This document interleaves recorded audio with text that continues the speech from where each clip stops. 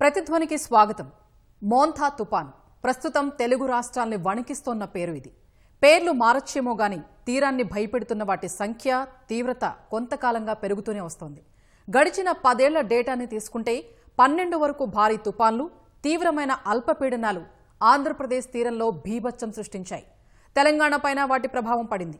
ఏటికేటా వీటి ఉధృతి ఎందుకు పెరుగుతోందన్నది చాలా మందికి అంతుబట్టని ప్రశ్నగా మారింది. ఈ నేపథ్యంలో ఈ తుపాన్లు ఎక్కడ ఎలా మొదలై ముసలంగా మారుతున్నాయి? అది ఒకటైతే ఆ విపత్తుల రాక ప్రభావాలపై ఎంతవరకు ఖచ్చితంగా అంచనా వేయగలుగుతున్నాం? వాటి వల్ల అత్యంత ఎక్కువగా దెబ్బతింటోన్న వ్యవసాయ రంగం, రైతుల్ని ఆదుకోవటం, వారి కష్టనష్టాల్ని తగ్గించడం కోసం ఏం చేస్తున్నాం? ఆ బాటలో ఇంకా చేయాల్సినవేంటి? ఇదే అంశంపై నేటి ప్రతిధ్వని చర్చలో పాల్గొంటున్న వారు డాక్టర్ కేజే రమేష్ గారు, ఐఎండీ మాజీ డైరెక్టర్ జనరల్, ప్రముఖ వాతావరణ శాస్త్రవేత్త, డాక్టర్ దండ రాజరెడ్డి గారు, శ్రీ కొండా లక్ష్మణ్ తెలంగాణ ఉద్యాన విశ్వవిద్యాలయం. రైట్, ముందుగా రమేష్ గారు, తుపాను, అల్పపీడనం, వాయుగుండం, ఈ 3 పదాల మధ్య తేడా ఏంటి? గడిచిన కొంతకాలంగా తెలుగు రాష్ట్రాలకు వీటి తాకిడి ఎలా ఉంది? అల్పపీడనం అంటే లో ప్రెషర్ ఏరియా అండి. ఫస్ట్ బే ఆఫ్ బెంగాల్లో కానీ ల్యాండ్ మీద కూడా ఫామ్ అవ్వచ్చు. లో ప్రెషర్ ఏరియా అంటే సీ లెవెల్ ప్రెషర్ తగ్గుతుంది పరిసర ప్రాంతాల కన్నా. తగ్గితే ఆ ప్రాంతానికి చుట్టుపక్కల నుంచి గాలి వస్తుంది. అందుకని లో ప్రెషర్ ఏరియా ఫామ్ అయిన దగ్గర విండ్స్ పెరుగుతాయి. రిలేటివ్లీ హై ప్రెషర్ ఎక్కడ ఉంటో హై ప్రెషర్ నుంచి లో ప్రెషర్కి గాలులు వీస్తాయి అన్నమాట. సో అల్పపీడనం అన్నది ఫస్ట్ ఏర్పడుతుంది. తర్వాత సముద్రం మీద టెంపరేచర్ ఉండి మాయిశ్చర్, తేమ సప్లై విండ్తో పాటు ఉంటే సో అల్పపీడనం వాయుగుండంగా మారుతుంది. వాయుగుండం నుంచి తీవ్ర వాయుగుండం తుఫాన్ లాగా అవుతుంది అనుకో. ఈ కేటగిరీలు ఏమిటంటే విండ్ స్పీడ్ అల్పపీడనం చుట్టూ యాంటీ క్లాక్ వైజ్లో తిరుగుతుంటుంది కాబట్టి దీన్ని సైక్లోన్ అంటారు, సైక్లోనిక్ సర్క్యులేషన్ అంటారు. అల్పపీడనం ఉన్నప్పుడు జస్ట్ 35 కిలోమీటర్ల పర్ అవర్ కింద తక్కువ ఉంటుంది గాలి. 35 కన్నా దాటితే అది అల్పపీడనం నుంచి వాయుగుండం అవుతుంది. తీవ్ర వాయుగుండం అంటే 50-55 కిలోమీటర్లు. 65 దాటితే అది సైక్లోన్ కేటగిరీలోకి వస్తుందండి. ఓకే, ఈ రీసెంట్ ఇయర్స్ లో అల్పపీడనాల సంఖ్య, ఫామ్ అయ్యే సంఖ్య బే ఆఫ్ బెంగాల్లో చాలా పెరిగింది. క్లైమేట్ చేంజ్, గ్లోబల్ వార్మింగ్ మూలాన.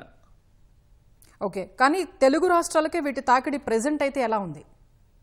తెలుగు రాష్ట్రాల కంటే ఎక్కువ బే ఆఫ్ బెంగాల్లో ఫామ్ అయ్యేవి సపోజ్ అండమాన్ నికోబార్ దగ్గర, సౌత్ అండమాన్ దగ్గర ఫామ్ అయ్యే లో ప్రెషర్ ఏరియాస్ మాన్సూన్ సీజన్లో కావచ్చు, పోస్ట్ మాన్సూన్లో కావచ్చు, ప్రీ మాన్సూన్ మార్చ్ ఏప్రిల్లో కావచ్చు. ఎప్పుడైనా సరే బే ఆఫ్ మన తూర్పు తీరంలో అండమాన్ నికోబార్ ప్రాంతంలో ఫామ్ అయిన లో ప్రెషర్ ఏరియాస్ డెఫినెట్లీ మనకే వాటి ఇన్ఫ్లుయెన్స్, తాకిడి ఉంటుందన్నమాట. తర్వాత కొంచెం నార్త్లో ఫామ్ అయితే అవి ఒరిస్సాకి, బెంగాల్కి వెళతాయి. చాలా తక్కువలో సౌత్లో ఫామ్ అయితే అవి తమిళనాడుకి వెళతాయండి. ఓకే, రాజరెడ్డి గారు, ఒకవైపు సాధారణ వర్షాలు తగ్గుముఖం పట్టడం, మరోవైపు ఇలా అకాల తుపాన్ల వానలు పెరగటం వల్ల వ్యవసాయ, ఉద్యాన రంగం, రైతులు ఎదుర్కొంటున్న ప్రధాన సవాళ్లేంటి? సో ముఖ్యంగా ఈ వర్షాలు ఓవరాల్గా చూస్తే తగ్గటం లేదు. కాకపోతే ఏమిటంటే ఈ వర్షపు దినాలు అనేటివి తక్కువ అవుతూ ఉన్నాయి. సో ముఖ్యంగా ఇవి నైరుతి ఋతుపవనాలు ప్రవేశించే సమయంలో ఈ ఋతుపవనాలు దోబూచులాడటం జరుగుతూ ఉంది గత కొన్ని సంవత్సరాలుగా. అయినప్పటికీ కూడా తర్వాత కాలంలో మళ్ళీ మంచి వర్షాలు కురిసి ఎక్కువ అతివృష్టి అంటే అతి ఎక్కువగా పడుతున్నటువంటి వర్షాల మూలంగా ఈ పంటలపై తీవ్ర ప్రభావం ఉంటుంది. అలాగే ముఖ్యంగా ఈ వర్షాలు అక్టోబర్, నవంబర్లో కూడా ఈ తెలంగాణ ప్రాంతంలో ఈ తుఫాన్ల ఎఫెక్ట్ మూలంగా మనకు ఎక్స్టెండెడ్ మాన్సూన్ మూలంగా ఈ ఖరీఫ్ పంటలు ఏవైతే కోతలకు వచ్చే దిశలో ఉంటాయి, ఇప్పుడు వరి మనం చూస్తూ ఉన్నాం, పత్తి కూడా చూస్తూ ఉన్నాం, సోయా చిక్కుడు చూస్తూ ఉన్నాం. సో వీటిపైన తీవ్ర ప్రభావం ఉంటుంది. అలాగే మనకు ఉద్యాన పంటలు చూసినట్టయితే ఈ కూరగాయలపై వాటి యొక్క ప్రభావం అనేది ఆ మచ్చ తెగుళ్ళు, ఈ తెగుళ్ళ బారి నుంచి పడి మనకు చాలా నష్టం కలుగుతూ ఉంది. కాబట్టి వీటిపై చాలా ప్రభావం చూపుతూ ఉంది. ఈ ప్రభావాన్ని తట్టుకునేటువంటి యాజమాన్య పద్ధతులను కానివ్వండి, ఈ వాతావరణ ఒడిదుడుకులను తట్టుకునేటువంటి రకాలను కానివ్వండి, పలు పంటల విధానానికి వెళ్లాల్సినటువంటి అవసరం ఉంది. అలాగే ఈ పశువులపై కూడా మనకు ఎక్కువ వర్షాలు రావటం మూలంగా ముఖ్యంగా ఆంధ్రప్రదేశ్లో కొన్ని ప్రాంతాలైనటువంటి ఖమ్మం ఆ ప్రాంతంలో కూడా ఈ మధ్యకాలంలో మనకు గత కొన్ని సంవత్సరాలుగా చూస్తే ఈ తూర్పు తెలంగాణ జిల్లాల్లో ఎక్కువ వీటి యొక్క ప్రభావం ఉంటుంది. ఆ తర్వాత ఉత్తర తెలంగాణ జిల్లాల్లో ఎక్కువగా ఉంటుంది. కాబట్టి దీనికి సరి అయినటువంటి ప్రణాళికలు మనము రచించుకోవాలి. ఆల్రెడీ చేస్తూ ఉన్నాము. వాటిని ఇంకా పకడ్బందీగా చేసి మనం ముందుకెళ్లాల్సినటువంటి అవసరం ఉంది. అయితే రాజరెడ్డి గారు, ఇప్పుడు ప్రతిసారి ఎప్పటి నుంచో మనం చూస్తూనే ఉన్నాము, ఇప్పుడు తుఫాన్లు వచ్చినా లేకపోతే వాతావరణ పరిస్థితులు ఏమైనా మార్పులు వచ్చినా ముఖ్యంగా నష్టపోయేది అని అంటే రైతు మాత్రమే. మిగతా ఏ రంగాలు కూడా నష్టపోవు, లేకపోతే 2-3 రోజులకు హాలిడే లాగా ఉంటుందేమో, కానీ ఎక్కువగా నష్టపోయేది మాత్రం రైతు మాత్రమే. సో రైతుకి ఏం సూచిస్తారు? సో రైతుకు ఏమిటంటే ఈ ప్రత్యామ్నాయ పంటల వైపు మనం కొంత పోవాల్సినటువంటి అవసరం ఉంది. అలాగే ఈ పంటల బీమా పథకాన్ని పకడ్బందీగా మనము చేయాల్సినటువంటి అవసరం ఉంది. సో ఇప్పుడున్నటువంటి సాంకేతిక పరిజ్ఞానం, జియోస్పేషియల్ టెక్నాలజీస్ సంబంధించినటువంటి రిమోట్ సెన్సింగ్ కానీ, జిఐఎస్ కానీ, ఇప్పుడు వచ్చినటువంటి ఆధునిక సాంకేతిక పరిజ్ఞానాన్ని ఉపయోగించుకొని ప్రభుత్వాలు కూడా వాటిని అంచనా వేసి పంటల బీమా పథకాన్ని అమలు చేసుకోవాలి. రైతులు కూడా వీటిని ఎప్పటికప్పుడు వాతావరణ పరిస్థితులను గమనిస్తూ మనకు సరి అయిన సమయంలో సరైన పంటలు సరి అయినటువంటి సమయంలోనే వేసుకోవాలి. ఈ మధ్యకాలంలో చూస్తూ ఉన్నాం మనం, వరి పంట చూస్తే మనకు జూన్ నుంచి మొదలు పెడితే ఆగస్టు సెప్టెంబర్ వరకు కూడా నాట్లు వేయడం జరుగుతూ ఉంది. అలా కాకుండా ఒక క్యాలెండర్ ప్రకారంగా ఏ సమయంలో ఏదేస్తే మనకు అటువంటి ఒడిదుడుకులను తట్టుకోవడానికి అవకాశాలు ఉంటాయో అలా మనం పంటల సరళిని మనం మార్చుకోవాల్సినటువంటి అవసరం ఉంది.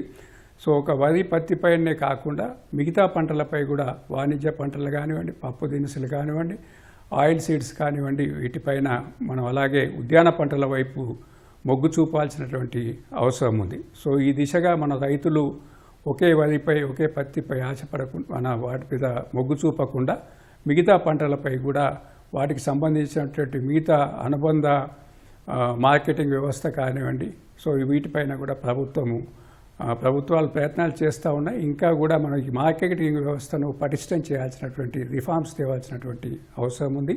సో వాటికి సంబంధించినటువంటి గిడ్డంగులు కానివ్వండి, శీతల గిడ్డంగులు కానివ్వండి, ఈ ప్రాసెసింగ్ పైన కూడా మనం ఫోకస్ చేయాల్సినటువంటి అవసరం ఉంది. ఇవన్నీ తట్టుకోవాలి అంటే మనం ఒక సమగ్రమైనటువంటి ప్రణాళిక మనం చేసుకోవాల్సినటువంటి, ఇప్పుడు ఈ మధ్య కాలంలోనే కొండా లక్ష్మణ్ బాబు ఉద్యాన విశ్వవిద్యాలయం నుంచి ఒక పర్స్పెక్టివ్ ప్లాన్ కూడా తయారు చేయడం జరిగింది. అదేవిధంగా మనకు రాష్ట్రానికి కూడా జిల్లాల వారీగా, మండల వారీగా మనకున్నటువంటి ఇప్పుడు ఈ వాతావరణ ఎక్కువ వర్షాలు పడేటువంటి మండలాలు ఏమిటి, తక్కువ వర్షాలు పడేటువంటి మండలాలు ఏమిటి, ఎక్కువ ఉష్ణోగ్రతలు తోకేటువంటి మండలాలు అనేటువంటి వల్నరబిలిటీ మ్యాప్స్ కూడా మనం చేయడం జరిగింది. సో వాటిని ఉపయోగించుకొని ఆ district level plans, mandal level plans, గ్రామాల వారీగా కూడా మనం ఎప్పటికప్పుడు గ్రామ సభల ద్వారా కానీ వీటిపై ఎక్కువ మనము అవగాహన పెంచాల్సినటువంటి అవసరం ఉంది. ఆ దిశగా ముందుకెళ్తేనే మనం వీటి యొక్క ప్రభుత్వాలు కూడా కంప్లీట్గా మనకు నష్టం జరుగుతుంది, విపరీతమైనటువంటి నష్టం జరుగుతుంది. ఆ నష్ట నివారణ అనేది పూర్తిగా భరించడం అనేది కష్టమవుతుంది. కాబట్టి పంటల బీమా పథకానికి వెళ్లాల్సినటువంటి అవసరం. ఓకే రమేష్ గారు, అసలు ఒక తుపాను ఏర్పడటం నుంచి తీరం దాటటం అనంతర వర్షాల వరకు ఈ దశల వారి ప్రక్రియ ఎలా ఉంటుంది? వేటి ఆధారంగా వాటి తీవ్రత ఉంటుంది? యాక్చువల్లీ సముద్రంలో ఎంత కాలం ఎక్కువగా ఉంటే అంత తీవ్రత పెరుగుతుందండి. బే ఆఫ్ బెంగాల్ చిన్న బేసిన్, నార్మల్లీ ముందు 3 రోజులు 4 రోజులు మ్యాక్సిమము బే ఆఫ్ బెంగాల్లో అల్పపీడనం ఫామ్ అయ్యి తీరం దాటే పరిస్థితులు వచ్చే వరకు ల్యాండ్ ఫాల్ అంటాము, అది 3-4 రోజుల్లో అయిపోయేది. ఇప్పుడు ఏమవుతుంది, 2 రోజుల్లో కూడా అది అల్పపీడనం నుంచి తీవ్ర వాయుగుండం సైక్లోన్ ఇంటెన్సిటీకి పెరిగే కండిషన్స్ గ్లోబల్ వార్మింగ్ మూలాన ఓషన్ వార్మ్ అయింది, అట్మాస్ఫియర్ వార్మ్ అయింది. అందుకని ఓషన్ నుంచి ట్రాన్స్ఫర్ అయ్యే హీటు, మాయిశ్చర్, మొమెంటం, సైక్లోన్ ఇంటెన్సిఫికేషన్కి వాటికి వాటికి ఆ, ఆ, అనుకూలత పెరిగిందనమాట. ర్యాపిడ్ ఇంటెన్సిఫికేషన్ అంటాం మేము. సో గ్లోబల్ వార్మింగ్ మూలాన మన సిస్టమ్స్ చాలా ఫాస్ట్గా ఇంటెన్సిఫై అవుతున్నాయి. అందుకని మనకి వాటి మూలాన ఇంపాక్ట్ కూడా ఎక్కువగా మనకు ఈ రోజుల్లో కనిపిస్తుంది. దానికి ఇంకో కారణం ఏంటంటే కోస్టల్లో మన ముందు ఉండేవన్నీ ఇసుక దిబ్బలు ఉండేవి కొన్ని, తర్వాత మ్యాంగ్రూవ్స్, ఇంకో షెల్టర్ బెడ్ ప్లాంటేషన్స్ ఉండేవి. వీటిని క్యాజురీనా అని ట్రీస్ ఉండేవి మధ్య మధ్యలో క్లస్టర్స్. సో వచ్చిన గాలి తీవ్రతని తగ్గించే ఆ, ప్రక్రియ అన్నమాట షెల్టర్ బెడ్స్ అంటాం వాటిని. ఇప్పుడు క్యాజురీనా కాన్సన్ట్రేషన్ కావచ్చు, మ్యాంగ్రూవ్స్ కావచ్చు, తర్వాత ఇసుక దిబ్బలు, ఇవన్నీ ఒక్కొక్కటి మాయం అవుతూ ఉన్నాయి కోస్టల్ ఏరియాలో. సో కోస్టును భద్రపరిచేది తుఫాన్ల నుంచి, సైక్లోన్ల నుంచి, తర్వాత సునామీల నుంచి, అలల నుంచి కాపాడేది ఈ ఇసుక దిబ్బలు, న్యాచురల్ బ్యారియర్స్ అంటాం వీటిని. ఈ న్యాచురల్ బ్యారియర్స్ తగ్గిపోయి మనకన్నీ ఇప్పుడు ఆక్వాకల్చర్ పాండ్స్ మీరు గూగుల్ ఎర్త్లో చూస్తే తెలుస్తుంది, కోస్ట్ ఎక్కడ ఖాళీ లేదండి, ఫుల్ ఆక్వాకల్చర్ పాండ్స్ అయిపోయినాయి. సో న్యాచురల్ బ్యారియర్స్ లేకుండా చేస్తే ఎట్లాగా కోస్ట్ డ్యామేజ్ కాకుండా ఉంటుంది చెప్పండి. Yes, right. మూర్తి గారు, వాతావరణ మార్పులు, సముద్ర ఉష్ణోగ్రతల పెరుగుదల కారణంగా తుఫాన్ల రాక తీవ్రత పెరుగుతోందన్నది ఒక అభిప్రాయం. నిజమేనా? అది ఎలా జరుగుతుందో కొంచెం వివరిస్తారా? ఏమిటవుతుందంటే అండి, గ్లోబల్ వార్మింగ్ అని మనకి వరల్డ్ ఓవర్ ప్రపంచంలో ఏంటంటే మనకి టెంపరేచర్ బాగా రైజ్ అయిపోతుంది. ఈ టెంపరేచర్ రైజ్ అవ్వడం వలన ఫర్ ఎగ్జాంపుల్ మీరు ట్రాపికల్ రీజన్సే తీసుకుంటే ఈ surface temperature, ocean surface temperatures, ఆ వార్మ్ వాటర్ బాగా ఎక్కువ, ocean surface water warm up అవుతుంది. ఈ వార్మ్ అప్ అవడే ఫినామినా ఈ మధ్య మనకు ఎక్కువ అవడం వలన ఏమిటవుతుందంటే 26.47 డిగ్రీస్ అది అయ్యేటప్పటికి ఆ సరైన మనకు ఐడియల్ కండిషన్స్ లో ప్రెషర్ ఫార్మ్ అవడానికి మనకి జరిగి ఈ వార్మ్ మాయిశ్చర్ పైకి వెళ్ళి ఆ ఏరియాలో ఒక లో ప్రెషర్ డెవలప్ అవుతుందండి. ఈ లో ప్రెషర్ ఎప్పుడైతే డెవలప్ అయిందో చుట్టుపక్కల ఉన్న హై ప్రెషరు, ఈ లో ప్రెషరు, ఈ ప్రెషర్ గ్రేడియంట్ మూలాన ఈ వార్మ్ ఎయిర్ ఏమో పైకి వెళ్తుందండి. అది వెళ్ళిన తర్వాత ఏమిటవుతుందంటే మాయిశ్చర్ ఎయిర్ వెళ్ళడం వలన పైన మనకేమో అక్కడ కండెన్సేషన్ అది జరిగి క్లౌడ్స్ ఫార్మ్ అవుతాయి. దీనికి తగ్గట్టుగా ఏంటంటే ఎక్కడైతే లో ప్రెషర్, ఎప్పుడైతే లో ప్రెషర్ ఫార్మ్ అయిందో చుట్టూ హై ప్రెషర్ వాల్ అంటాం మనం, మధ్యలోనే ఒక ఐ ఫార్మ్ అవడం, చుట్టూనేమో ఒక వాల్ ఫార్మ్ అవడం, ఇవన్నీ జరిగి ఈ ప్రెషర్ గ్రేడియంట్ మూలన ఈ వార్మ్ ఎయిర్ పైకి వెళ్ళి క్లౌడ్స్ ఫార్మ్ అయ్యి ఆ తర్వాత నెక్స్ట్ స్టేజ్ ఏమిటవుతుందంటే మనకి కోరియాలిసిస్ ఎఫెక్ట్ అని ఒకటి ఉంటుంది.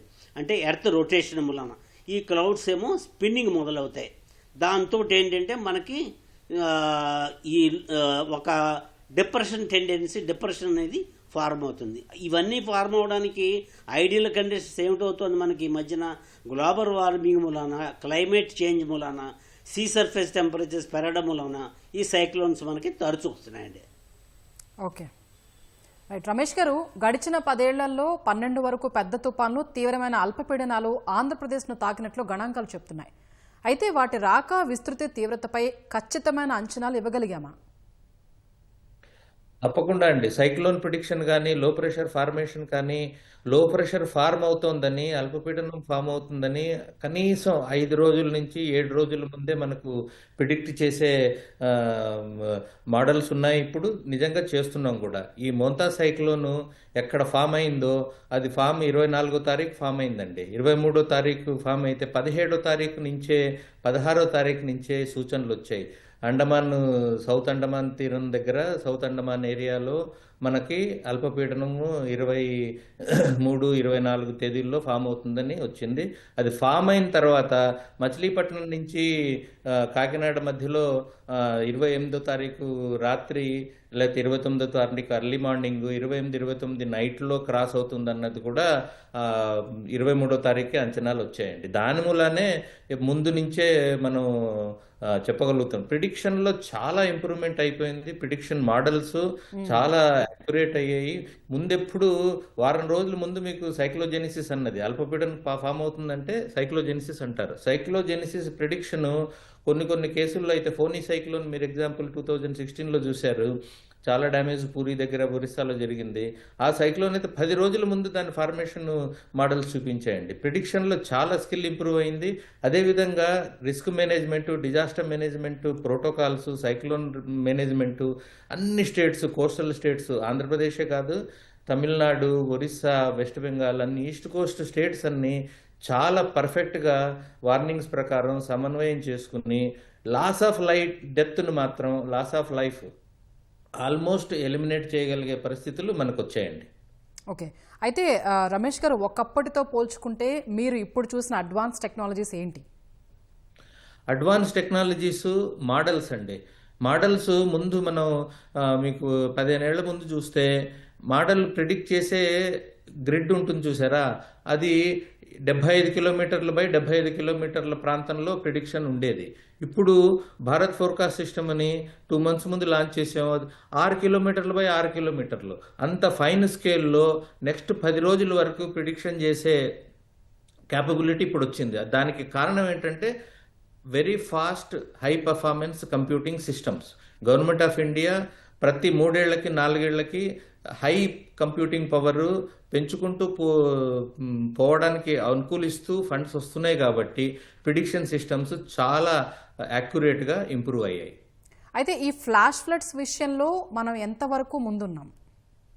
ఫ్లాష్ ఫ్లడ్స్ అనేది ఓన్లీ హిల్స్లో ఎక్కువగా అవుతాయండి. వ్యాలీస్లో క్లౌడ్స్ లాక్ అయినప్పుడు లాక్ అయిపోయి వ్యాలీలో ఒక గంటలో 10 సెంటీమీటర్లు వర్షం పడిపోవటం, 6 సెంటీమీటర్ల వర్షం పడిపోవటం, దాంతో ఏముంది, వ్యాలీలో చిన్న నదులు ఉంటాయి, ఆ నదుల్లో క్యారింగ్ కెపాసిటీ ఎక్కువ ఉండదు. అంత వర్షం గంటలో 2 గంటల్లో పడేసరికి డౌన్వర్డ్ ఏరియా అంతా ఎక్కడో అప్ స్ట్రీమ్లో వ్యాలీలో పడుతుంది. అదంతా మండి హిమాచల్ చూడొచ్చు, ఉత్తరాఖండ్ చూడొచ్చు. డౌన్ స్ట్రీమ్లో మనం కూడా నదుల పక్కనే అన్ని రిసార్ట్లు, హోటళ్ళు అన్ని కట్టుకున్నారు. హైవేలు కూడా వైడనింగ్ జరుగుతుంది. డెవలప్మెంట్ కూడా అన్ప్లాన్డ్, అన్రెగ్యులేటెడ్ డెవలప్మెంట్ చేస్తున్నాం. దాని మూలన ఫ్లాష్ ఫ్లడ్ వచ్చినా సరే మనం రివర్ విడ్త్ ముందు ఎంత ఉందో రివర్ విడ్త్ అట్లాగే మెయింటైన్ చేయగలిగితే డ్యామేజ్ తక్కువగా ఉంటుంది. Flash flood prediction, heavy rain prediction మాత్రం అవుతోంది, బట్ దాన్ని అప్డేట్ చేస్తాం కూడా. నౌకాస్ట్ అని చెప్పి 2 రోజుల ముందు చెప్తాం అనుకోండి. అంటే రమేష్ గారు, ఇప్పుడు ఏదైతే మోంథా తుఫాన్ ఉందో అప్పుడు కొన్ని ఆంధ్ర వైపు కొన్ని ప్రాంతాలకి ఫ్లాష్ ఫ్లడ్ అలర్ట్ కూడా ఇచ్చాం. అది ఎందుకు ఇచ్చాము, ఆల్రెడీ 10 సెంటీమీటర్ల వర్షం ముందే పడుంది ప్రీవియస్ డే. మీరు మనం నెల్లూరు జిల్లా తీసుకోవచ్చు, నార్త్ తమిళనాడు తీసుకోవచ్చు, సౌత్ ఒంగోలు తీసుకోవచ్చు. 2 రోజుల ముందు నుంచే వర్షాలు పడుతున్నాయి. సాయిల్ సాచురేట్ అయిపోయింది. ఇక పడే వర్షం అంతా రన్ ఆఫ్ కింద ఫ్లాష్ ఫ్లడ్ అవుతుంది. సర్ఫేస్ లో లోకల్ ఫ్లడ్స్ జనరేట్ అవుతాయి.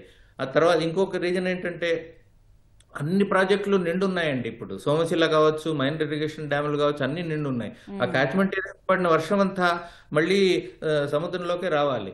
అందుకని సోమశిల కూడా మొత్తం 2 రోజుల ముందే ఓపెన్ చేశారు. సో ఇప్పుడు వర్షపాతం వస్తుందని వార్నింగ్ ఇచ్చిన తర్వాత, హెవీ రెయిన్ వస్తుందని వార్నింగ్ ఇచ్చిన తర్వాత రిజర్వాయర్ మేనేజ్మెంట్, రెగ్యులేషన్ కూడా సక్రమంగా చేసుకోగలుగుతున్నాం. అందుకని మనకి సడన్గా రిజర్వాయర్ వాటర్ వదిలేస్తే, సపోజ్ కేరళలో వచ్చింది, రిజర్వాయర్లో నిండున్నా సరే ముందు బఫర్ పెట్టుకోలేదు, రైన్ఫాల్ వార్నింగ్ ఉన్నా సరే. అందుకని కేరళ ఫ్లడ్స్ చూశారు కదా 2018 ఎట్లా జరిగింది. మనకు ఆంధ్రప్రదేశ్ అన్ని రిజర్వాయర్ నిండున్నా సరే ఈసారి అటువంటి ప్రాబ్లం రాలేదు. ఓకే, రాజిరెడ్డి గారు, ఏటికేటా ప్రకృతి విపత్తు కారణంగా వ్యవసాయ అనుబంధ రంగాలకు నష్టంపై అధ్యయనాలు ఏం చెప్తున్నాయి? బాధిత రైతులకు సహాయ పరిహారాలు ఎలా అందుతున్నాయి? ఇప్పుడు ప్రతి సంవత్సరం కూడా ఇటువంటి అతివృష్టి, అనావృష్టి వచ్చినప్పుడు వాటిపై ఒక మెమోరాండం అసెస్మెంట్ చేయటం జరుగుతూ ఉంది. సో ఇప్పుడు ఇంతకన్నా ఇప్పుడు చాలా ఇంప్రూవ్మెంట్స్ ఏమిటంటే ఏ ఏరియాలో ఏ పంటలు వేసినారనేటువంటిది ఒక మనకైతే అసెస్మెంటు ఈ క్రాప్ బుకింగ్ ద్వారా మన రాష్ట్రంలో మనం చాలా అడ్వాన్స్గా ఉన్నాము. సో అటువంటి పరిస్థితుల్లో ఇప్పుడు మనకు ఉన్నటువంటి రిమోట్ సెన్సింగ్ కానీ జిఐఎస్ జియోస్పేషియల్ టెక్నాలజీస్ ద్వారా మనము ఎంత డ్యామేజ్ అవుతుంది అనేటువంటిది కూడా మనము అసెస్ చేసేటానికి అవకాశం ఉంది. అవి చేస్తూ ఉన్నాయి. సో గత కొన్ని సంవత్సరాలుగా అంటే ఇది కొంత లోకలైజ్డ్గా ఇటువంటి వర్షాలు వచ్చినప్పుడు చాలా స్టేట్ వైడ్ కాకుండా ఒక్కొక్కసారి చాలా లోకలైజ్డ్గా మనకి ఈ యొక్క ఎఫెక్ట్ అనేది కనపడుతూ ఉంది. మన గత సంవత్సరం చూసినా, ఈ సంవత్సరం చూసినా ఈ తూర్పు జిల్లాల్లో అంటే మనకు ముఖ్యంగా ఖమ్మం కానివ్వండి, సూర్యాపేట, అలాగే పాత అన్డివైడెడ్ ఖమ్మం, ఈ జిల్లాల్లో, వరంగల్లో, అట్లాగే పైన నార్త్ తెలంగాణ జిల్లాల్లో మన వీటి యొక్క ప్రభావం అనేది ఉంటుంది. సో వీటిపైన ఈ అధ్యయనాలు చేయటం జరుగుతూ ఉంది. సో దానికి అనుగుణంగా ఈ పంటల బీమా పథకం కానివ్వండి, అట్లాగే ఈ పంటల సరళి అనేది మన మార్పు చేయాల్సినటువంటి అవసరం ఉంది. ఆ దిశగా కూడా మన ప్రభుత్వాలు మనకి ఈ మధ్య కాలంలో చూస్తే కేంద్ర ప్రభుత్వం కూడా నేషనల్ పల్స్ మిషన్ అని, ఆయిల్ సీడ్స్ మిషన్, ఇట్లా ఈ మధ్య కూడా వాటిపైన కూడా దృష్టి సారించడం, పంటల సరళిని మార్పు రావడానికి కూడా మన ప్రయత్నాలు చేస్తూ ఉన్నాం. సో ఈ అధ్యయనాల ద్వారా మనము కొన్ని సక్సెస్ స్టోరీస్, అంటే ఇటువంటి టైంలో కూడా మనకు రైతులు ఏ విధంగా తట్టుకుంటున్నారు, సో దాంట్లో ఉన్నటువంటి సాంకేతిక పరిజ్ఞానం ఏమిటి, సో ఆ సాంకేతిక పరిజ్ఞానాన్ని మనము ఇంకా విలువ జోడించి మనం ఆ దిశగా అడుగులు వేస్తే మనం ముందు కూడా ఇంకా పటిష్టంగా, ఇప్పుడు డాక్టర్ రమేష్ గారు చెప్పినట్టుగా ఈ వల్నరబిలిటీ మ్యాప్స్ కూడా వారు ఉన్నప్పుడు ఇక్కడ మనకు హైదరాబాద్లో ఉన్నప్పుడు వాళ్ళు చేశారు వరల్డ్ బ్యాంక్ ప్రాజెక్ట్లో. సో వాటిని కూడా ఎప్పటికప్పుడు అప్డేట్ చేస్తూ సో ఆ దిశగా ముందుకెళ్ళినట్టు అయితే మనకు ఈ యొక్క ఇంపాక్ట్ అసెస్మెంట్ అనేది చేస్తూ ఉన్నాం. దానికి డిజాస్టర్ రిలీఫ్ ఫండ్లో కూడా ఇంకా పెంచాల్సినటువంటి అవసరం ఉంది. సో ఆ విధంగా రైతులను ఆదుకోవడానికి అవకాశం ఉంటుంది. రైట్. మూర్తి గారు, మోంతా ప్రభావంతో తీరం వెంట రాకాస్యాలు ఎగిసిపడి సముద్రం చొచ్చుకురావడం చూసాం.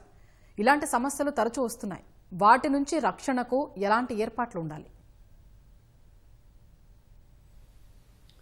అంటే దీంట్లో ఏంటంటే అండి, ఫస్ట్ ఆఫ్ ఆల్ మనకి ఈ డెవలప్మెంట్ ఆస్పెక్ట్ మూలాన ఏమైందంటే, కోస్తా తీరం అంతా కూడా మనకి మన ఇండియాకి ఉన్న పిక్యులర్ కండిషన్ ఏంటంటే, మనకేమో జనాభా ఎక్కువ, ల్యాండ్ తక్కువ అయిపోయింది.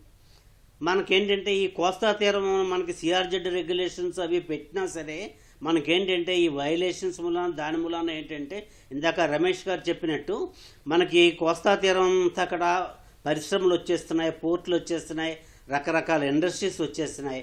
అంచేతనంటే పూర్వకాలం ఒక 40-50 ఏళ్ల క్రితం కోస్తా తీరం బట్టే ఉన్న వెజిటేషన్ కానీ, మ్యాంగ్రూవ్స్ కానీ, ప్రొటెక్షన్ మెజర్స్ కానీ ఇవన్నీ ఇక్కడ నాశనం అయిపోతున్నాయి. దాని తగ్గట్టు global warming, sea level rise మూలన ల్యాండ్ ఎంక్రోచ్, సముద్రం కోత కూడా ఎక్కువ అయ్యి కోస్తా తీరం కూడా కుచించుకుపోతుంది. దీని మూలన మనకు ఒక ప్రాబ్లం ఏమిటవుతుందంటే, ఇటువంటి సైక్లోన్స్, ఈ సైక్లోన్స్ కూడా ఇందాక నేను చెప్పినట్టు గ్లోబల్ వార్మింగ్ యొక్క డైరెక్ట్ కాన్సిక్వెన్స్. అంచేత మనం ఎంత మెజర్స్ తీసుకున్నా సరే మనకేంటంటే ఈ డెవలప్మెంట్ మూలాన ఏంటంటే మనం పోస్ట్ మనకి చాలా నేరో అయిపోవడం మూలాన ఏంటంటే కొంత డెవలప్మెంట్, కొంత ఎఫారెస్టేషన్ కార్యక్రమాలు కానీ ఇవి కానీ, for example in a city like Visakhapatnam ఎంత క్లోజ్గా డెవలప్మెంట్ వచ్చేసిందంటే అక్కడ మనం కోస్టల్ వెజిటేషన్ పెంచాలి, రకరకాల ప్రొటెక్షన్ మెజర్స్ తీసుకోవాలి. అవి తీసుకుంటే ఈ తుఫాన్ల తీవ్రత కొంతగా తగ్గుతుంది. దానికి తగ్గట్టు ఏంటంటే మనకి the second aspect, one is sea level rise, global temperatures, ఇదొకటి. రెండోటి ఏంటంటే పొల్యూషన్ ఆస్పెక్ట్ కూడా మనకి గతంతో కంపేర్ చేస్తే పొల్యూషన్ ఆస్పెక్ట్ కూడా చాలా ఎక్కువ ఉంది. ఇప్పుడు ఇవన్నీ కూడా ఏంటంటే they are not of local రీజనే కాదు, ఇంటర్నేషనల్గా all seas are connected. So మనకేంటంటే ఈ పొల్యూషన్ ఆస్పెక్ట్స్లో కూడా మనం ఓషన్ వాటర్స్ మనం ఎంత పొల్యూట్ చేస్తున్నామో తెలుసు. It is indirectly causing global warming and sea level rise. అంచేత ప్రొడక్షన్ మెజర్స్ మనం తీసుకోవడం అంటే, ఇవాళ సైక్లోన్ వచ్చింది కదా అని మనం ఒక కొన్ని ఏరియాస్, సెన్సిటివ్ ఏరియాస్లో మనం ఎంత తీసుకున్నా ఓవరాల్గా మన కాన్సెప్ట్, మన యొక్క దాన్ని ఏమంటారంటే అవర్ అటాచ్మెంట్ టు ద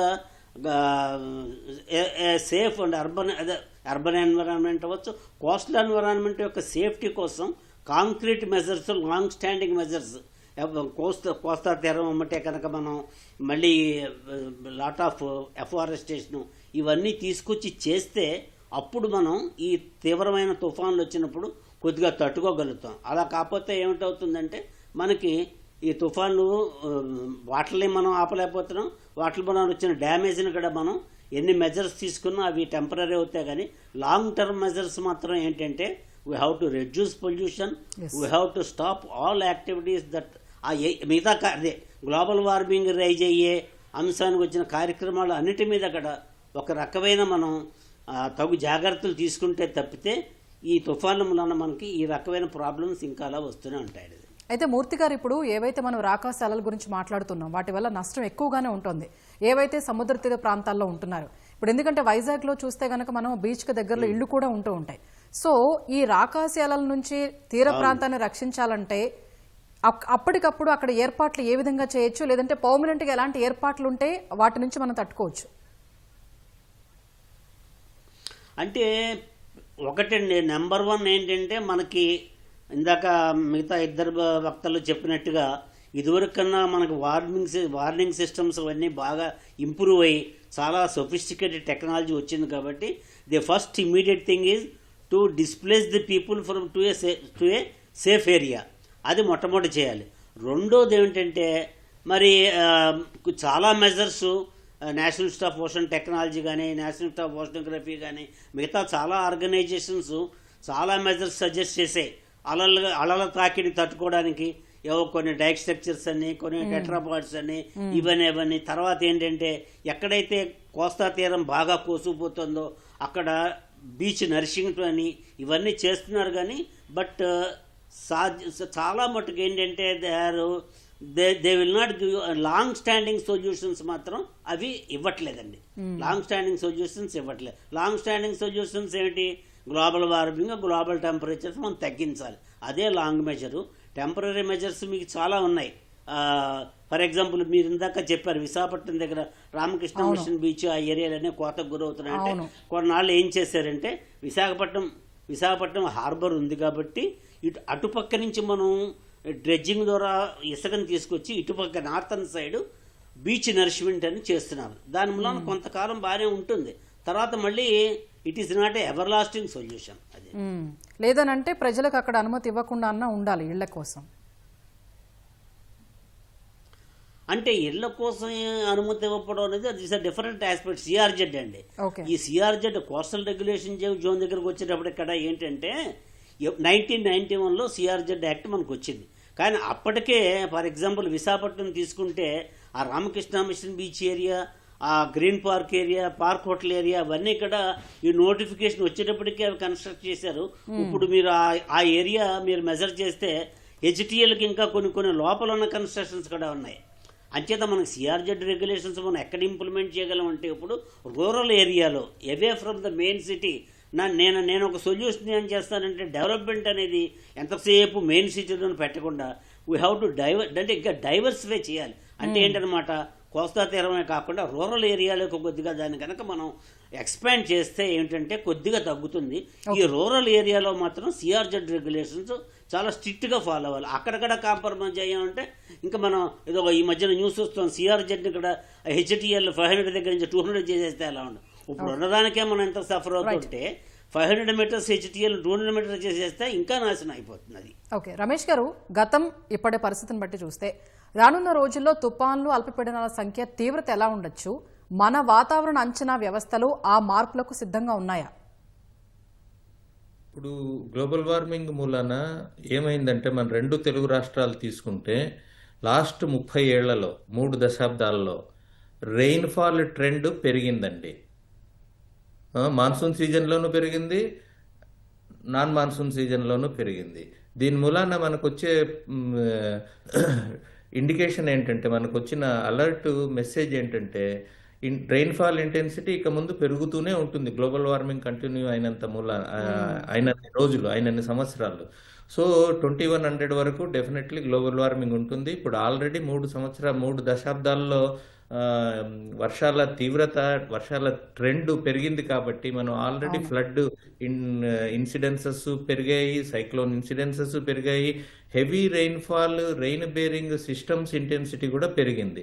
దాని వలన ఇప్పుడు ఓవరాల్ రిస్క్ చూసుకుంటే మనకు lightning, cyclone, heavy rainfall, floods ఇవన్నీ చూసుకుంటే మల్టీ హజార్డ్స్ అన్నీ ఆంధ్రాలో వచ్చే డ్రౌట్, ఫ్లడ్ ఇవన్నీ యాడ్ చేసుకుంటే హయ్యెస్ట్ రిస్క్ స్టేట్స్లో ఆల్ ఇండియా ర్యాంకింగ్ ఈ మధ్యనే జరిగింది. అస్సాం నంబర్ 1 అండి, నంబర్ 2 వచ్చేసి ఆంధ్ర తెలంగాణ అండి. హైయెస్ట్ రిస్క్ స్టేట్స్ కేటగిరీలోకి మనం వచ్చాం.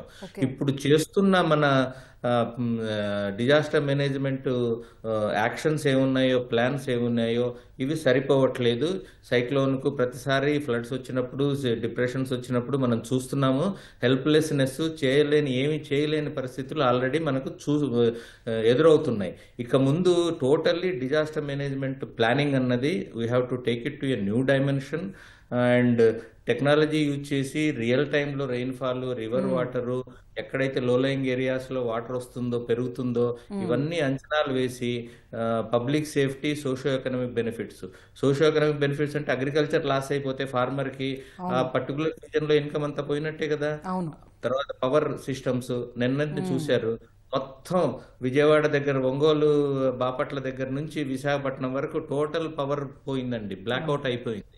సో ఇటువంటి పరిస్థితులు రాకుండా అండర్ గ్రౌండ్ కేబులింగ్ వేయాలి మనం కోస్టల్ ఏరియాలో. పోల్స్ సారి పడిపోయిన పోల్స్ తీసుకొచ్చి మళ్ళీ కొత్త పోల్స్ పెడుతున్నాం. అండర్ గ్రౌండ్ కేబుల్ వేస్తే మనకు పవర్ డిస్రప్షన్ అనేది ఉండదు. సో ఈ విధంగా మనకి ఇప్పుడు డబ్బులు ఉన్నాయి, మిటిగేషన్ ఫండ్, రెస్పాన్స్ ఫండ్, అన్ని విధాల అలొకేషన్స్ ఉన్నాయి. So we have to change our disaster management practices. Resilience build చేయాలి, power system resilience, canal irrigation system resilience, telephone towers పడకుండా స్ట్రాంగ్ గా కట్టాలి ఇక ముందు. సో కమ్యూనికేషన్ లేకపోతే ఏ యాక్షన్ జరగదు కదా. సో ఈ విధంగా రెసిలియన్స్ ఫోకస్ గా మనం డిజాస్టర్ మేనేజ్మెంట్ ని కొత్త పంతాల్లో తీసుకువెళ్లాల్సిన అవసరం ఎంతైనా ఉంది. ఓకే, రాజిరెడ్డి గారు, వాతావరణ శాఖ నుంచి ముందస్తు హెచ్చరికలు ఉన్నప్పటికీ కూడా పొలాల్లో ఉన్న పంటల్ని రైతులు అప్పటికప్పుడైతే ఎక్కడికి తరలించలేరు. ఈ పరిస్థితుల్లో వారు ఇలా నష్టపోతూ ఉండాల్సిందేనా? కాదండి, ఇప్పుడు ఇంతకుముందు రమేష్ గారు చెప్పినట్టుగా వారం 10 రోజుల ముందు నుంచి కూడా మనము ఈ వాతావరణ హెచ్చరికలు చేయడానికి ఇప్పుడు టెక్నాలజీ ఉంది. ఇప్పుడు మన దేశంలో ఈ మధ్య ముందస్తు వాతావరణ సూచనలు, సో మన రాష్ట్రంలో కూడా చాలా ఎఫెక్టివ్గా మనం ఇవ్వటం, 2 తెలుగు రాష్ట్రాల్లో కూడా ప్రతి మంగళవారం, ప్రతి శుక్రవారం కూడా మనం ఈ సూచనలు ఇస్తూ ఉన్నాం. ప్రొఫెసర్ జయశంకర్ తెలంగాణ కానివ్వండి, మా దగ్గర నుంచి కూడా ఉద్యాన విశ్వవిద్యాలయం నుంచి కూడా ఈ మెజర్స్ ఎప్పుడెప్పుడు ఇట్లాంటి పరిస్థితులు వస్తాయో అడ్వాన్స్గా మనకు తెలిసిన తర్వాతనే మన రైతులకు మన సూచనలు ఇవ్వటం జరుగుతూ ఉంది. సో ఇంట్లో కొన్ని చర్యలు తీసుకోవాల్సినటువంటి అవసరం ఉంది. ఇప్పుడు ఈ మధ్యనే గత 3-4 రోజుల నుంచి కూడా మన ప్రభుత్వం, గౌరవ వ్యవసాయ శాఖ మంత్రులు గారు కూడా చెప్పినట్టుగా ఇప్పుడు మనం ఈ సూచనలు ఇస్తూ ఉన్నాం. ఏంటంటే ఈ పొలాలు కోతలకు వచ్చినవి ఇప్పుడు కోసుకోకండి, కొన్ని రోజులు ఆగండి. సో అట్లాంటి పరిస్థితుల్లో మనం కొంతవరకు నష్టాన్ని తగ్గించుకోవడానికి అవకాశం ఉంటుంది. ఒకవేళ అప్పటికప్పుడే మనం కోసినటువంటి పొలాలు కానివ్వండి, మన కళ్ళాల్లో ఉన్నటువంటి, అంటే ఈ కళ్ళాలు open drying yards, threshing yards ఉన్నాయి. సో ముందు అట్లాంటి ఇన్ఫ్రాస్ట్రక్చర్ కూడా క్లోజ్డ్గా అప్పటికప్పుడు మనము కొంత గోడౌన్స్ చేసుకోవడానికి, గోడౌన్స్ కాకుండా థ్రెషింగ్ యార్డ్స్, అట్లాగే డ్రైయింగ్ యార్డ్స్ కూడా, అలాగే మనకి ధాన్యాన్ని కొనడానికి కొనేటప్పుడు కొంత తేమ శాతాన్ని తగ్గించడానికి డ్రైయింగ్ మిషన్స్ కానీ అటువంటి టెక్నాలజీ వైపు మనము దృష్టి సాధించాల్సినటువంటి అవసరం ఉంది. సో ఈ విధంగా మనము ఈ ఆధునిక పరిజ్ఞానాన్ని ఇప్పుడు కొంత ఫాస్ట్గా మెకనైజేషన్ కూడా మనకు కొంత అందుబాటులోకి వచ్చింది. ఆ మెకనైజేషన్ ద్వారా కూడా ఇప్పుడు మన రైతులు ఏం చేస్తూ ఉన్నారంటే, రాబో 24 గంటలు ఎలా ఉంటుంది, రాబో 12 గంటలు ఎలా ఉంటుంది అంటే, ఇప్పుడు ఫర్ ఎగ్జాంపుల్ వరి కోసుకోవాలనుకోండి, ఈరోజు కోసుకోవచ్చా లేదా. సో అట్లాంటి వాతావరణ సూచనలు కూడా రైతులు అడుగుతూ ఉన్నారు. సో ఈ దిశలో ఈ మిషన్లు వచ్చినాయి కాబట్టి టకటక్ కోసేసి మార్కెట్ యార్డ్లోకి తీసుకెళ్లడం. సో ఇది పర్చేసింగ్ సెంటర్స్ అనేది ప్రొటెక్టివ్ పర్చేసింగ్ సెంటర్స్గా ఉండి గవర్నమెంట్ FCI కానివ్వండి, కొనేటువంటి ఎవరైతే సంస్థలు ఉంటాయో అవి వాటి యొక్క జాగ్రత్త తీసుకొని రైతులను మళ్ళీ అక్కడికి గోడౌన్ల దాకా తీసుకెళ్లేటువంటి, వాళ్ళు ఎప్పుడైతే అమ్ముతారో అప్పుడే వాళ్ళ యొక్క బాధ్యతను ప్రభుత్వం తీసుకోవాలి, అంటే మార్కెటింగ్ ఏజెన్సీస్ తీసుకోవాలి. సో ఇందులో కూడా పంటల మార్పు అనేది ఈ విధంగా మనం ప్రొడ్యూస్ ఓవర్ ప్రొడక్షన్ చేస్తే మనకు ముందు కూడా చాలా కష్టాలు ఉంటాయి. ఎందుకంటే ఇప్పుడు ఉన్నటువంటి వరి చూస్తూ ఉన్నాం, మన గత 10-12 సంవత్సరాల్లో మన రాష్ట్రం సపరేట్ అయిన దగ్గర నుంచి కూడా ఈ విస్తీర్ణం చాలా పెరిగింది. సో ఇది ఎప్పటి వరకు ఇంతకుముందు చెప్పినట్టుగా మన వర్షపాతం పెరుగుతూ ఉంది, ఈ ఎక్స్టెండెడ్ మాన్సూన్ వస్తూ ఉన్నది. సో ఇప్పుడు ఇట్లాంటి పరిస్థితులు 1-2 సంవత్సరాలు కరువు వచ్చినట్టు అయితే వీటి యొక్క ప్రభావం తీవ్రంగా ఉంటుంది. కాబట్టి ఈ ప్రభుత్వాలు కానీ యూనివర్సిటీ రీసెర్చ్ సంస్థలు కానీ ఈ సెన్సిటైజ్ చేయాల్సినటువంటి అవసరం ఉంది. వేరే పంటల వైపు మొగ్గు చూపాలి. అలాగే ఏదైతే farming system, integrated farming system approach అనేది మనం వెనుకట పురాతన కాలంలో చేసినటువంటి ఆ పద్ధతులను కూడా మనం మళ్ళీ తీసుకురావాల్సింది. అలాగే మనకు ఈ యొక్క ఫారెస్ట్ కవర్ అనేది మన రాష్ట్రాల్లో చూస్తే 33% ఉండాల్సింది దాదాపు 24% ఉంది. సో దీనితో చాలా వివిధ రకాలైనటువంటి ఇబ్బందులు వస్తూ ఉన్నాయి. మనం చూస్తూ ఉన్న పంట పొలాల్లో కోతుల బెడద, ఇట్లాంటివి కూడా మనం ఈ అఫారెస్టేషన్ కూడా పెంచాల్సినటువంటి అవసరం ఉంది. ఈ డెవలప్మెంట్తో సహా మనకు ఎన్విరాన్మెంటల్ ప్రొటెక్షన్, ఈ పొల్యూషన్ కంట్రోల్, ఫర్ ఎగ్జాంపుల్ మన సిటీలోనే చూస్తాం ఎన్నో వందల లేక్స్ ఉండాల్సిన, ఇప్పుడు ఈ మధ్యనే మన పునరుద్ధరణ చేస్తూ ఉన్నారు. సో ఒక పక్కకు ఉంటే ఒక పక్కకు వర్షాలు ఉండడం లేదు. ఇట్లాంటివి ఏమిటంటే ఈ కాంక్రిటైజేషన్ ద్వారా ఈ మన ఏదైతే వెజిటేషన్ లేకపోవడం మూలంగా ఎక్కడ వర్షాలు పడిస్తే అక్కడ పడటము, అక్కడ తీవ్ర నష్టం జరగటము.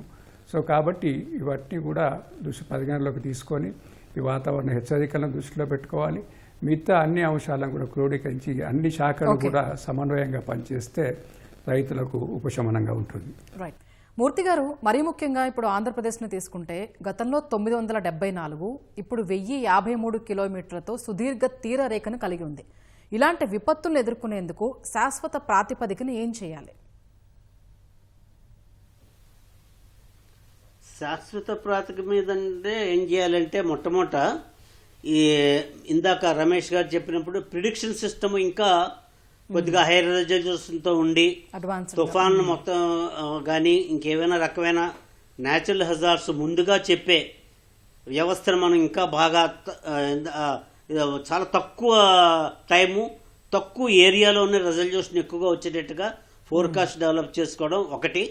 తర్వాత ఏంటంటే ఎక్కడ వీలైతే అక్కడ అర్బన్ ఏరియాస్ అయితే కుదరకపోవచ్చు, కానీ రూరల్ ఏరియాస్లోనూ వాటి అన్నింటిలోనూ కూడా ఏంటంటే మనం ఈ గ్లోబల్ వార్మింగ్కి కౌంటర్ యాక్టివ్ కింద చాలా మెజర్స్, అది అఫారెస్టేషన్ అవ్వచ్చు. ఆ తర్వాత ఏంటంటే మనకి ఇంకొక చిన్న ఆస్పెక్ట్ దీనికి సైడ్ లైన్లో చెప్తాను. మనం ఏవైతే cities, for example major cities తీసుకోండి, చెన్నై కానీ బెంగళూరు కానీ హైదరాబాద్ కానీ, ఎక్కడైతే మనం రైనీ సీజన్లో విపరీతమైన ఎక్స్ట్రీమ్ ఫ్లడ్స్ అనుకుంటున్నామో అదే సిటీస్లో సమ్మర్ సీజన్లో ఎక్స్ట్రీమ్ వాటర్ డెఫిషియన్సీ కనపడుతుంది. అందుకంటే ఏంటంటే ల్యాండ్ రీజియన్లో కూడా మనం గ్రౌండ్ వాటర్, రెయిన్ వాటర్ హార్వెస్టింగ్లు ఇవన్నీ ఇక్కడ బాగా లార్జ్ స్కేల్లో టేకప్ చేసి water storage, conservation, management, land slide తీసుకుని, అలాగే కోస్టల్ సైడ్లో ఎఫారెస్టేషన్ పెంచుకుని, ప్రిడిక్షన్ సిస్టమ్ని పెంచుకుని ఇవన్నీ చేస్తే కనుక లాంగ్ టర్మ్లో ఈ సైకిల్ ఈ రకమైన హజార్డ్స్ని మనం టు సమ్ ఎక్స్టెంట్ మనం కౌంటర్ చేయగలం. కానీ తర్వాత ఏంటంటే ఇది నేను ఇందాక చెప్పినట్టు ఒక ఆంధ్ర కోస్ట్కో దేనికో సంబంధించింది, లేకపోతే వెస్ట్ కోస్ట్కి, ఈస్ట్ కోస్ట్కి సంబంధించింది కాదు. It is a global phenomena. Global ఫినామినాలో పర్టికులర్ ట్రాపికల్ సైక్లోన్స్ తీసుకున్నా ఏమిటవుతుందంటే మెయిన్ రీజను మన టెంపరేచర్స్ వార్మప్ అయిపోతుంది. టెంపరేచర్స్ వార్మప్ అవడానికి హ్యూమన్ కాజే ఎక్కువ. ఆ హ్యూమన్ కాజ్ ఏమిటి, మనం we are heating up the planet. ఆ ప్లానెట్ని కూల్ చేయడానికి చేయవలసిన పనులన్నీ కూడా మనం టేకప్ చేయాలి. అవి టేకప్ చేసి ఆ తర్వాత ఈ రకమైన హజార్డ్స్ మనం అంటే గ్లోబల్ టెంపరేచర్స్ రైజ్ అవ్వడం అనేది ఎంత ఎక్స్ట్రీమ్ స్టేజ్కి వెళ్ళిపోయిందంటే ఇప్పుడు మనం మెజర్స్ తీసుకున్నా సరే అది వెనక్కి రావడానికి అంతగా కూడా స్టేజ్ దాటేసింది. బట్ ఇప్పటికైనా మనం కొద్దిగా తీసుకుంటే మన ఫ్యూచర్ జనరేషన్స్ కొంత కాకపోతే కొంత ఇదవుతుంది. దాంట్లోనే ఆ మెజర్లోనే మనం ఈ రకంగా ల్యాండ్ అయినా అవ్వచ్చు, కోస్ట్ అవ్వచ్చు, ఓషన్ అవ్వచ్చు. కోస్ట్ సైడ్కి వచ్చేటప్పటికి marine pollution, industries pollution, garbage, plastic dumping, enormous plastic dump చేసేస్తున్నాం. వైజాగ్ కోస్ట్ లైన్ తీసుకుంటే కోస్ట్ లైన్ అమ్మంటే డ్రైనేజ్ ఛానల్స్, ప్లాస్టిక్స్ సముద్రంలోకి డంప్ అయిపోతే చేరిపోతున్నాయి. లో టైడ్ వచ్చినప్పటికి అవన్నీ కూడా మళ్ళీ కోస్ట్ మీదకి వచ్చేస్తున్నాయి. So it's something like an ఇంటిగ్రేటెడ్గా చాలా చేయాలి. ప్లాస్టిక్ గార్బేజ్, ప్లాస్టిక్ పొల్యూషన్ తగ్గించాలి, ఇండస్ట్రియల్ పొల్యూషన్ తగ్గించాలి, ఎఫారెస్టేషన్ పెంచాలి. తర్వాత ఏంటంటే సిఆర్జెడ్ రెగ్యులేషన్స్ ఖచ్చితంగా ఫాలో అవ్వాలి. తర్వాత ఏమో డెవలప్మెంట్ అనేది కొద్దిగా అర్బన్ ఏరియా రూరల్ ఏరియాకేమో మనం స్ప్రెడ్ చేసి ఒకే చోట కాన్సన్ట్రేట్ చేయడం కాకుండా అటువంటివి చేసి, తర్వాత సరే ఎరోజన్కి దానికి సీ లెవెల్ రైజ్కి కొన్ని లొకేషన్స్, సెన్సిటివ్ లొకేషన్స్లో మనం కావాల్సిన మెజర్స్ తీసుకోవచ్చు. టెంపరీ మెజర్స్ అవ్వచ్చు, కాన్స్టెంట్ మెజర్స్ అవి కూడా తీసుకోవచ్చు.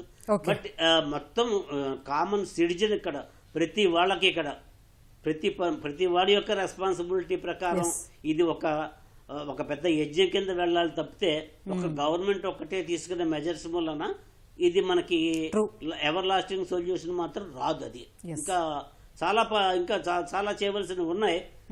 దీంట్లోనే మనం ఏంటంటే సోషల్ యాంగిల్లో కూడా ఈ ఆస్పెక్ట్ని చూడాలి. కాలనీస్, రెసిడెన్షియల్ వెల్ఫేర్ వీళ్ళందరూ కూడా వాళ్ళ ఏరియాల్లో కాలనీస్లో గ్రీనరీ డెవలప్ చేసుకోవడం, రెయిన్ వాటర్ హార్వెస్టింగ్, పొల్యూషన్ తగ్గించడం, plastic use, single use plastic తగ్గించడం, ఇలాగేంటంటే ఈ మెజర్స్ అన్నీ ఏంటంటే మనకేంటి in what way they are related to cyclones అనుకోవచ్చు. ఇవన్నీ చేయడం వల్లనే మనకి గ్లోబల్ వార్మింగ్ లెవెల్ తగ్గి మనకేంటంటే ఎప్పుడైతే అప్పుడు మనకి ఈ సైక్లోన్స్ ఫ్రీక్వెన్సీ అవ్వచ్చు, ఇంటెన్సిటీ అవ్వచ్చు, ఇవన్నీ కూడా మనకి తగ్గే అవకాశం ఉంటుంది. రమేష్ గారు, ఇటీవల భారత్ ఫోర్కాస్ట్ సిస్టమ్ పేరుతో అత్యాధునిక వాతావరణ నమూనా వ్యవస్థ తీసుకుని వచ్చింది కేంద్ర ప్రభుత్వం. అంటే ప్రతి 6 కిలోమీటర్ల ఒక యూనిట్గా ఖచ్చితమైన డేటా అందించడమే లక్ష్యంగా పేర్కొన్నారు. అయితే ఆ డేటా వినియోగం, అవగాహన ఎలా ఉంది? మెరుగైన విపత్తు నిర్వహణకు ఇంకా ఏం చేయొచ్చు?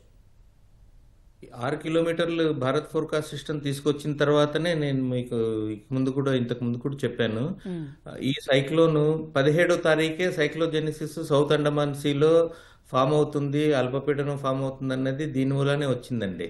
సో 17వ తారీఖు మీరు 28వ తారీఖు సైక్లోన్ ఇంటెన్సిటీ అవుతుంది, మచిలీపట్నం కాకినాడ మధ్యలో తీరం దాటే అవకాశాలు ఉన్నాయని 17వ తారీఖే ఫస్ట్ కట్ అసెస్మెంట్ వచ్చిందనమాట. ఈ భారత్ ఫోర్కాస్ట్ సిస్టమ్ వచ్చిన తర్వాత అంత స్కిల్ పెరిగిందనమాట. ముందు మనం 15 కిలోమీటర్ 12 కిలోమీటర్లు గ్రిడ్ స్కేల్లో ఫోర్కాస్ట్ నడిపేవాళ్ళం, ఇప్పుడు 6 కిలోమీటర్లకు తీసుకొచ్చాం.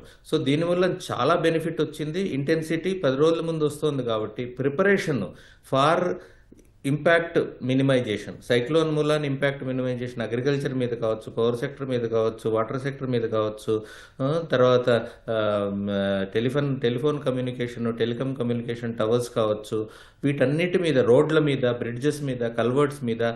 దీని మూలాన్ని ఏమైంది, రైల్వేకి వెళ్ళి ముందే ప్లాన్ చేసుకున్నారు. రైల్వేలు, ట్రైన్లు, గూడ్స్ ట్రైన్లు ఇవన్నీ ఈస్ట్ కోస్ట్లో తగ్గించాల్సి వస్తుంది 5 రోజుల తర్వాత అని. అందువల్లనే మనకి ఎక్కడ రైళ్ళ రాకపోకలు కావచ్చు, నిన్న మధ్యాహ్నం నుంచే నెల్లూరు నుంచి గోపాల్పూర్ వరకు పూర్తి నేషనల్ హైవే ట్రాఫిక్ కూడా ఆపేశారు. సో ఇవన్నీ స్టెప్స్ ప్లాన్ చేసి తీసుకోగలుగుతున్నారు. ఇది సూచనలు కూడా బోర్డులు పెట్టేశారు కూడా టోల్ ప్లాజాల్లో. 3 రోజుల తర్వాత 1 డే మీకు డిస్రప్షన్ ఉంటుంది, NH ఆపరేషనల్ గా ఉండదు, మీరు యాక్టివిటీస్ ప్లాన్ చేసుకోండి అని. సో ఈ విధంగా అడ్వాన్స్ ఇన్ఫర్మేషన్ యూజ్ చేసి మనం ఇంపాక్ట్ ను తగ్గించుకునే ప్రయత్నం అయితే చేయగలుగుతున్నాం. Life minimization, loss of life అవుతోంది, but loss to the agriculture, loss to the asset, loss to the, ఇప్పుడు ఉప్పాడలో టోటల్ రోడ్డే, ఉప్పాడ కాకినాడ రోడ్డే కుంగిపోయింది చూడండి నిన్న. సో ఇవన్నీ మనం డిజైన్ చేసుకునే విధానాలు మార్చుకోవాలి, స్ట్రెంగ్త్ పెంచుకోవాలి. రెసిలియన్స్ అన్నది ఇప్పుడు మన ఫోకస్ కావాలి డెవలప్మెంట్కి. ఓకే, రాజిరెడ్డి గారు, తెలుగు రాష్ట్రాల్లోనే కాదు దేశవ్యాప్తంగా కూడా అతివృష్టి, అనావృష్టి పరిస్థితులు పెరుగుతున్నాయి. ఏడాది మార్చి ఏడాది సమస్య ఎదురవుతోంది. ఈ నేపథ్యంలో 1 మన సాగు ప్రణాళికలు, 2 నష్టపోయే రైతులను ఆదుకునే విధానాలు ఎలా మారితే ఉత్తమం అంటారు? ఇప్పుడు గత కొన్ని సంవత్సరాలుగా చూసినట్టయితే, ఇప్పుడు మన తెలుగు రాష్ట్రాల్లోనే చూస్తే మనకి ఇంతకుముందు ఒక 5-6 పంటలు వేసేవాళ్ళం, వ్యవసాయ పంటలు. అదే తెలంగాణలో చూస్తే ఈరోజు ఆ 5 పంటలకు బదులు వరి, పత్తి విస్తీర్ణం చాలా పెరిగింది. మొక్కజొన్న పడిపోయింది, అలాగే సోయా చిక్కుడు తగ్గిపోయింది, అలాగే కంది కూడా తగ్గిపోయింది. అదే కోస్టల్ జిల్లాలో కూడా ఇలాంటి మార్పులే వస్తూ ఉన్నాయి. సో ఈ పంటల ప్రణాళిక అనేది మనము మార్చుకోవాలి. అంటే ఇంతకుముందు అన్నట్టుగా ఈ వల్నరబిలిటీ మ్యాప్స్ ఎప్పటికప్పుడు అప్డేట్ చేసుకుంటూ ఇప్పుడు ఉన్నటువంటి టెక్నాలజీని వినియోగించుకుంటూ ఈ ముందస్తు వాతావరణ సూచనలు ఎప్పటికప్పుడు ఇప్పుడు మనం ఇస్తున్నటువంటి యూనివర్సిటీస్ ద్వారా కానివ్వండి, పరిశోధన సంస్థల ద్వారా కానివ్వండి, ఇండియా మెటాలజికల్ డిపార్ట్మెంట్ ఎప్పటికప్పుడు ఇంతకుముందు రమేష్ గారు చెప్పినట్టుగా వాటి యొక్క అక్యురేసీ అనేది చాలా పెరిగింది. కొంతవరకు రైతులు వాటికి అనుగుణంగా మార్పులు చేసుకుంటున్నారు. కానీ ఒకేసారి పెద్ద వర్షాలు రావటము, అతివృష్టి, చాలా విపరీతమైనటువంటి ఈరోజే చూస్తే 20 సెంటీమీటర్ల వర్షపాతం ఒక ప్రాంతంలో. సో అట్లాంటి పరిస్థితుల్లోనూ ఎదుర్కోవడానికి కొంత కష్టమే అవుతుంది. కానీ ఈ అడ్వాన్స్ అయితే ఎప్పుడైతే ఫోర్కాస్ట్ ఇస్తుందో దానికి అనుగుణంగా ముందుకు వెళ్లాల్సినటువంటి అవసరం ఉంది. దానికి పంటల బీమా పథకాన్ని, మార్కెటింగ్, పలు పంటల విధానాలను మనం పోవాల్సినటువంటి అవసరం, వాణిజ్య పంటలు కానీ, పప్పు దినుసులు కానీ, ఆయిల్ సీడ్స్ కానివ్వండి, అలాగే ఉద్యాన పంటల్లో చాలా లాభాలు ఉంటాయి. సో దానికి తోడుగా ఈ ఉద్యాన పంటల్లో కూడా అడ్వాన్స్గా మనకు ఇటువంటి వాతావరణ పరిస్థితులు వచ్చినప్పుడు ఈ తెగుళ్ళ బారిన పడతాయి. ఈ పురుగులు కానీ, తెగుళ్ళు కానీ వాటికి రావటం మూలంగా వాటికి కూడా మేము అడ్వాన్స్గా మన మెజర్స్ చెప్పడం జరుగుతాం. వర్షాలు వచ్చే ముందు ఏం చేసుకోవాలి, వర్షాలు వచ్చిన తర్వాత ఏం చేసుకోవాలి అనేటువంటి అంశాల మీద కూడా మేము ఎప్పటికప్పుడు సలహాలు ఇస్తూ ఉన్నాం. ఇంకా చేయాల్సింది చాలా ఉంది. ఎందుకంటే మనకు మన రాష్ట్రంలో ఇప్పుడు చూసినట్టయితే ఈ ఒక 5-10 కిలోమీటర్లో ఈవెన్ డివైడ్ ది రెయిన్ఫాల్, ఈ డివైడర్కి ఇటుపక్క ఉన్నటువంటి వర్షపాతం అటు. కాబట్టి ఇవన్నీ మెజర్స్ తీసుకొని అన్ని శాఖలు సమన్వయంగా పనిచేసినట్టయితే కొంతవరకు మనం రైతులను ఆదుకోవచ్చు. వారికి కొంత మనం ఈ వల్నరబిలిటీ, క్లైమేట్ రెసిలియంట్ అగ్రికల్చర్ టెక్నాలజీస్ని మనం ప్రమోట్ చేయాలి, వెరైటీస్ కూడా ప్రమోట్ చేయాలి, సరి అయినటువంటి పద్ధతులు పాటించాలి. అట్లాగే ఎక్కువ పెట్టుబడులు ఆ విధంగా ముందుకెళ్తే బాగుంటుంది. రైట్ సార్, ధన్యవాదాలు రాజిరెడ్డి గారు, రమేష్ గారు, మూర్తి గారు. ఇది ఇవాల్టి ప్రతిధ్వని.